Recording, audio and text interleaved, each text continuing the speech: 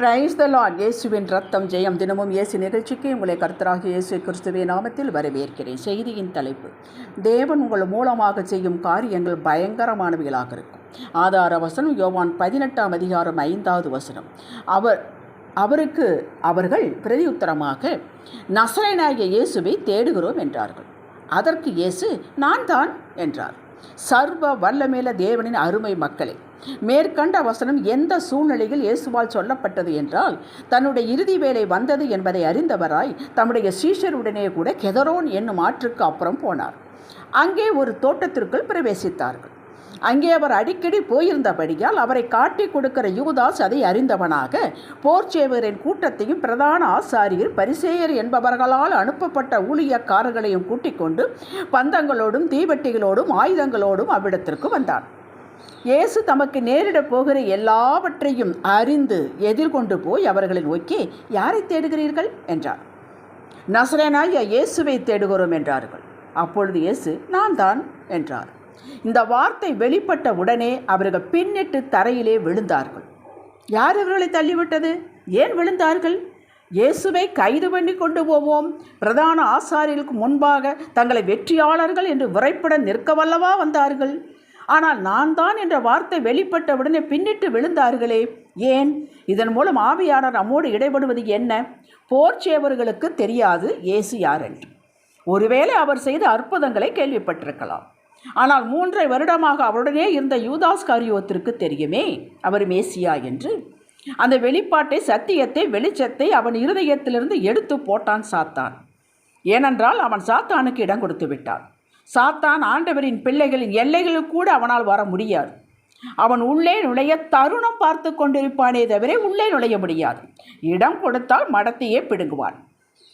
முதலில் அவன் சாத்தான் பிடுங்குவது, அழிப்பது இயேசுவின் வார்த்தைகளை, நமது இருதயத்தில் வைத்து தியானித்து வரும் வாக்கு தத்தங்களை. பின் நமக்கு இதனால் லாபம் என்ன, பயன் என்ன, வருமானம் என்ன என்கிற உலக சிந்தனையால் நிரப்புவான். வார்த்தையை எடுத்து விடுவான். அந்த இடத்தில் அவனுடைய சிந்தையை வைப்பான். இப்படி உலகத்தின் இன்பங்களை, சுகங்களை நமக்குள் புரித்து விட்டால் இயேசுவை காட்டி கொடுக்க தயங்க மாட்டோம். இப்போது ஆவியாக இருக்கிறாரே, எப்படி காட்டி கொடுப்பது என்கிறீர்களா? அவநம்பிக்கையான வார்த்தைகளால் பேசுவது, ஆண்டவர் நாமம் தூஷிக்கப்பட இடம் கொடுத்து விடுவது, இதை பற்றி பயமே இருக்காது. ஏனென்றால் உள்ளே ஆட்சி செய்வது சாத்தான். தேவ காரியங்கள் அசால்ட்டாக இருப்பது, இவைகள் எல்லாம் அடையாளங்கள். எபேசியர் 4:30 வாசித்து பாருங்கள். பரிசுத்த ஆவியான துக்கப்படுத்தாதீர்கள் என்கிறது. சரி, அடுத்த செய்தி. நான் தான் என்ற வார்த்தை எதை சுமந்து கொண்டு வெளியே வந்தது? அண்ட சராசரங்களை படைத்து வானத்தையும் பூமியும் பிரித்து ஆகாயத்தில் சுடர்களை உண்டாக்கி சகலத்தையும் அதன் காலத்தில் உண்டாக்கி உருவாக்கி வருகிற சர்வ வல்லமையுள்ள தேவனின் தற்ஸ்வரூபம் நான். இந்த வல்லமைக்கு அருகில் வர முடியுமா? யாத்ராகம புத்தகத்தில் 24:34 வாசித்து பாருங்கள். மோசேயை மாத்திரம் சீனாய் மலைக்கு வர சொன்னார். மனிதர்களோ மிருகங்களோ மலையின் அடிவாரத்தை கூட வரலாகாது என்றார். வந்தால் எல்லாம் பஷ்பமாகிவிடும் என்றார். பயங்கரமான அக்கினி சூளையின் மத்தியில் மோசே கூட பேசின அந்த நான் தான் இவர் முன்பாக இவரை தொட முடியுமா? யாத்திராகமம் 34:10 பேசின நான் தான் என்பவர் சொல்வதை பாருங்கள். நான் ஒரு உடன்படிக்கை பண்ணுகிறேன். பூமி எங்கும் எந்த ஜாதியிடத்திலும் செய்யப்படாத அதிசயங்களை உன் ஜனங்கள் எல்லாருக்கும் முன்பாக செய்வேன். உன்னோட கூட இருக்கிற ஜனங்கள் எல்லாரும் கர்த்தருடைய செய்கையை காண்பார்கள். உன்னோட கூட இருந்து நான் செய்யும் காரியம் பயங்கரமாயிருக்கும். கேட்டீர்களா? உங்களைத்தான் சொல்கிறார், உங்களை பார்த்துத்தான் சொல்கிறார். நான் தான் என்ற சொல்லுக்குள் அந்த சர்வ வல்லமை வெளிப்பட்டது. அதற்கு முன்பாக எந்த வல்லமையும் நிற்க முடியாது. ஆகவே விழுந்தார்கள். அவரே அனுமதித்ததனால் தான் அவரை கட்டி கொண்டு போனார்கள். இப்படி நடக்க வேண்டும் என்று தேவ திட்டம் நிறைவேறியது. அப்படிப்பட்ட வல்லமையை கொண்டவர் உங்களுக்குள்ளும் எனக்குள்ளும் இருக்கிறார். நம் மூலமாக வெளிப்படும் வார்த்தை, நம்மை கொண்டு அவர் செய்யும் செயல்கள் மக்கள் பார்ப்பார்கள். இந்த நான் தான் என்ற ஒப்பற்ற வல்லமையை அறியாதவர்கள் செயலை முதலில் பார்ப்பார்கள், பின் சத்தியத்தை அறிவார்கள். இதுதான் அன்றிலிருந்து இன்று வரை நடந்து வருகிறது. தானியேல் 2:47, 4:34, 37 வாசித்து பாருங்கள். பாபிலோனிய ராஜா நேபுகாத்நேச்சார் தானியேலின் மூலமாக வெளிப்பட்ட சொப்பனத்தின் மரபொருளை கேட்டான். பின் தேவனை மகிமைப்படுத்தினான்.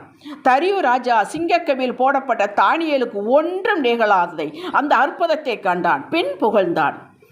நீங்கள் உங்களை சாதாரணமானவர்கள் என்று நீங்களே நினைத்துக் கொள்ளாதீர்கள். அந்த நான் தான் என்ற அற்புத வல்லமை கொண்டவர் உங்களுக்குள் வாசமாயிருக்கிறார். உங்களை ஒருவனும் தொட முடியாது. பின்னிட்டு ஓடியே போவார்கள். நீங்கள் தேவ வார்த்தை எடுத்து இயேசுவின் நாமத்தில் பிரயோகித்தால் தேவ வல்லமை வெளிப்பட்டு கிரியை செய்யும். அதுதான் நடந்தது. அப்போஸ்தலர் 3:8 பேதுருவும் யோவானும் பேசினார்கள். பிறவியிலேயே சப்பானியாயிருந்தவன் நடந்தான். அதுதான் நடந்தது. அப்போஸ்தலர் 14:10 பவுல் பேசினான், சப்பானி நடந்தாள். நீங்கள் தேவ வார்த்தை இயேசுவின் நாமத்தில் பேசினால் அதே வல்லமை கரை புரண்டு ஓடும். நீங்களே நடமாடும் ஆலயம். நீங்கள் செய்ய வேண்டியது உலகத்தை உங்களுக்குள் நுழையவிடக்கூடாது. உலகத்தில் தான் வாழ்கிறோம். கப்பல் தண்ணீரின் மேலே தான் அழகாக மிதந்து கொண்டு பயணிக்கிறது. ஆனால் தண்ணீர் உள்ளே நுழைந்துவிட்டால் எவ்வளவு பெரிய கப்பலாக இருந்தாலும் ஒன்று செய்ய முடியாது, மூழ்கிவிடும். நாம் மூழ்க பிறந்தவர்கள் அல்ல. நம்மோடு அநேகரை சேர்த்து கொண்டு அந்த பரமகானானுக்கு பயணிக்க பிறந்திருக்கிறோம். தேவனால் உருவாக்கப்பட்டு வருகிறோம். நமது பயணம் அழகாக, ஆச்சரியமாக, அற்புதமாக, மேன்மையாக இருக்கும். ஏனென்றால் நம்மோடு பயணிப்பவர் அந்த நான் தான் என்ற வல்லமையுள்ள இயேசு. ஜெபிக்கலாம் வாருங்கள். சர்வ வல்லமையுள்ள தேவன் எங்களுக்குள் இருக்கிறேன். நீர் ஒருவரே அதிசயங்களை செய்கிற தேவன். நீர் எங்களுக்குள்ளும் எங்கள் மூலமாக செய்வதை நாங்களும் பிறரும் கண்டும் கேட்டும் உம்மை மகிமைப்படுத்தி கொண்டே இந்த பூமியில் இருக்கும் வரை பயணிக்க விரும்புகிறோம். உங்கள் கிருபை எங்களுக்கு போதுமானது என்று அறிக்கை செய்கிறோம். இயேசுவின் நாமத்தில் பிதாவே, ஆமென். ஹல்லேலூயா.